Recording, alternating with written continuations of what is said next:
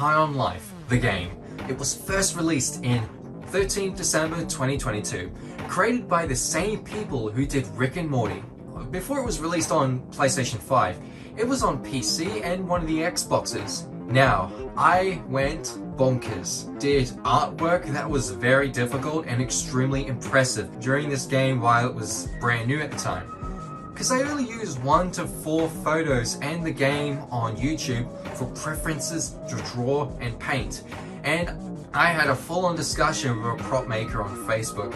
Him and I became friends of sharing ideas and potential sequels on this game. We were both obsessed. He started doing 3D printing the Gatling guns while I was making my own and I didn't have a 3D printer.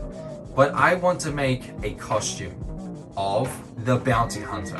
As a costume maker myself, I never made a spacesuit ever like this. And this was a very exciting choice to make. Plus, I'm making a full-on movie that needs a spacesuit. While I can wear this as potential Comic-Cons as the Bounty Hunter. So that's a double bonus. However, I just want to let you know that the movie I'm working on, that's for another discussion, but it's got nothing to do with High on Life. So just want to let you know. So later, I finally get some better photos of what the suit that A, for my preferences, and B, front and back, and for looking close-ups on some of the details and the model of the suit in the game. I might have skipped some details and focus what's important that makes it recognizable. The details like the cog piece and tubes in the hips will be forgotten here, and maybe a combination of concept art of our dashing character here. Why am I going to skip on some details? Well, I am also going to be wearing this for Halloween. I had to rush this costume in under 5 weeks. So, after a lot of thinking, I thought the best thing to start off with was the helmet. What made the helmet shines and pop is the visor, for being this very cotton candy pink soda color tint to it. After spending days and months on looking for this visor, and I was going back and forth, I just couldn't find it. After a while, I went on eBay and found these plastic domes, but they were clear. There was others in the color I was looking for, but you can't see through it, and it turns out to be red. So I bought the clear dome for over $180. It has got to be the most expensive thing for this costume. Now let's go through all the things I need to build this cardboard. A lot of newspapers, paper glue, hot glue gun, foam and foam mats, my trusty hairdryer, my Sharpie tools, lots of duct tape, needle and thread, buckets of paint, acrylic paints and spray paints, paints and more paints. And don't forget caffeine and sugar, and a lack of sleep. My dome has arrived weeks later, and it's perfect. And being the f***ing genius I am, thinking using nail polish to change the color, well, I'll let you know, nail polish isn't designed for this type of stuff. So I had to leave it. So I focused on the back of the helmet, and I realized that I used the dome itself as a casting for the back. So I used glad wrap over the dome to not ruin anything further, and the amount of newspapers I had laying around and wood glue, I got to work. 40 layers of paper mache and some hot gluing strips of cardboard to make it sturdy and not just relying on the paper. And then another 20 layers of paper. I spent most 3 days doing this. But after the drying process, I finally get the satisfaction of peeling it off. And it's a good cast. However, I still have to clean the dome. Plus the amount of wood glue that leaked everywhere. But I need to get rid of the nail polish that I've stupidly plastered on with zero thinking of any outcome. But what's this? Alcohol is the answer to get rid of this. Thanks for my dad for giving me the answer after spraying, scrubbing and toothbrushing.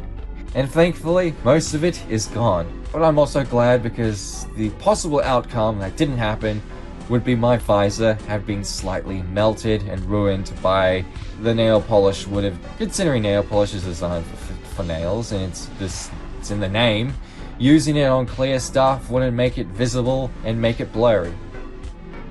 So after cleaning it, I checked to see where I can carefully trace where I could put my head through the helmet. Now I decided to focus on how to dye the visor to this delicious strawberry color. Oh boy, after watching some videos on how to dry the plastic, was a hard one. I found 2 different videos showing 2 different methods.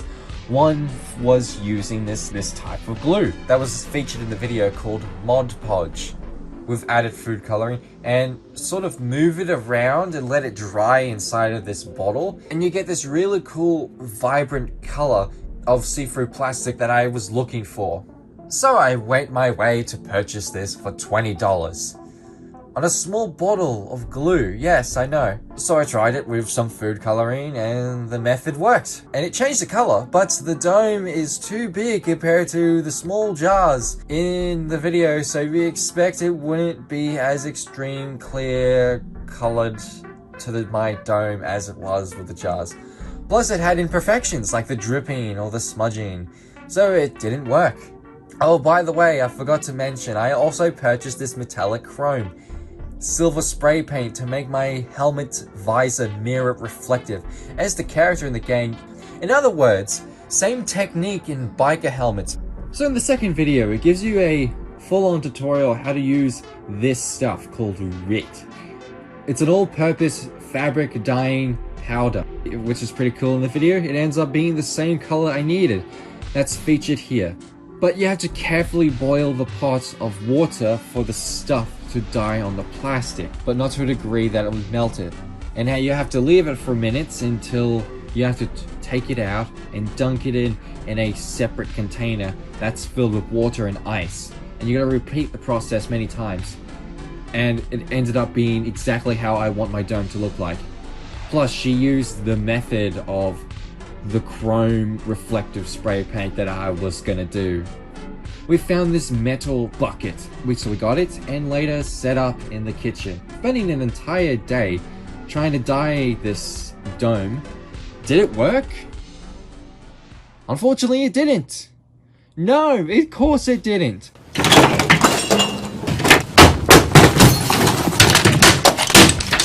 I'll get to why later, but I will say, after spinning the dome, dye it all with no problems, wouldn't make vibrant color I was going for, only a full-on dull, bleak pink.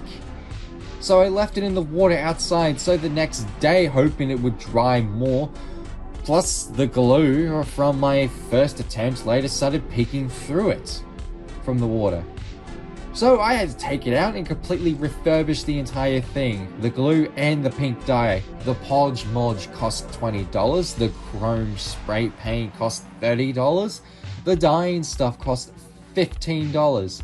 Metal pot, $7. Total waste of money, $71 for this for an overall experiment attempts. I'm not happy, Bob. Not happy.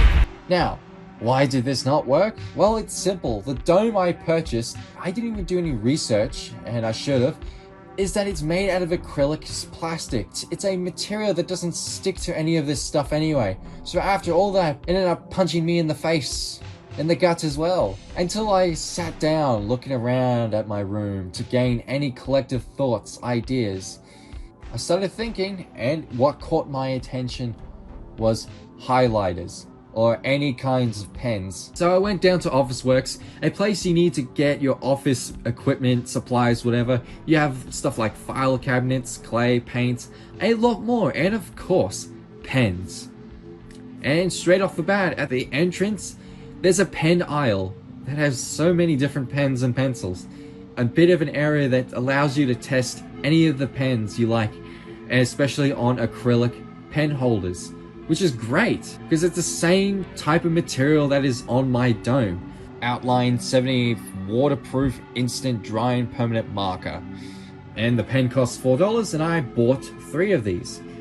Just in case on how much I need.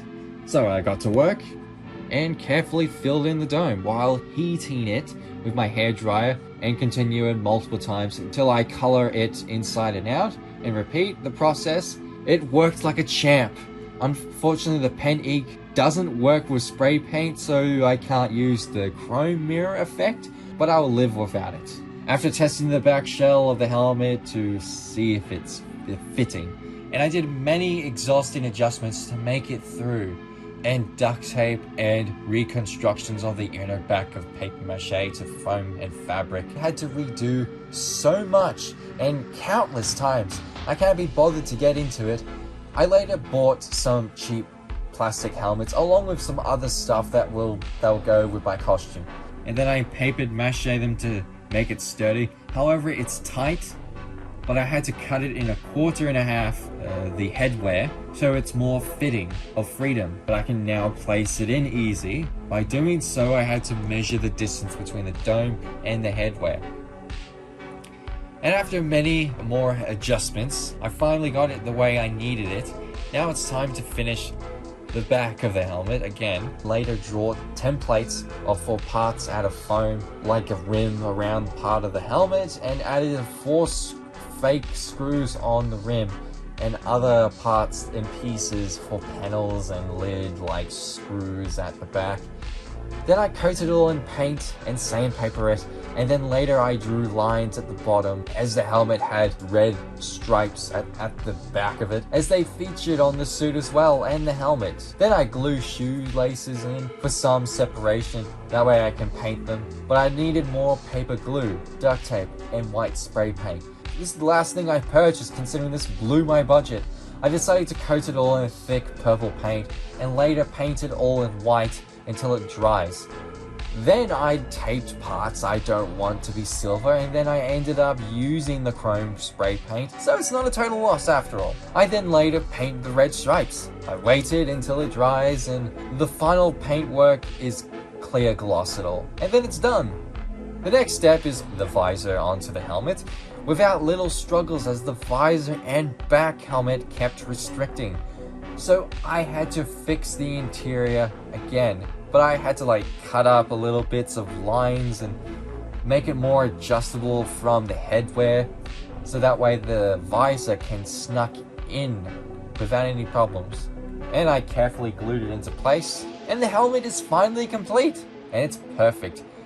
Yes, I know that some details had to be missed for the time, but I was focusing on the look rather than the details, but I sure will be back to upgrade it in another time. So stay tuned for part 2, while I'll finish the rest of the costume and let you know how exciting it was when it was for Halloween and how successful it was. And please check out my Facebook page and Instagram pages, links in the descriptions down below. And I'll see you in the next video, because I have a lot to unpack, lots of stuff I need to finish off. I have movie reviews on the latest Indiana Jones movie, Five Nights at Freddy's movie, prop reviews, figurine, toy reviews, and after that I'm going to take a break so I can focus on some main unfinished projects I had for years that I will later come back, tell you all my surprises and further stuff.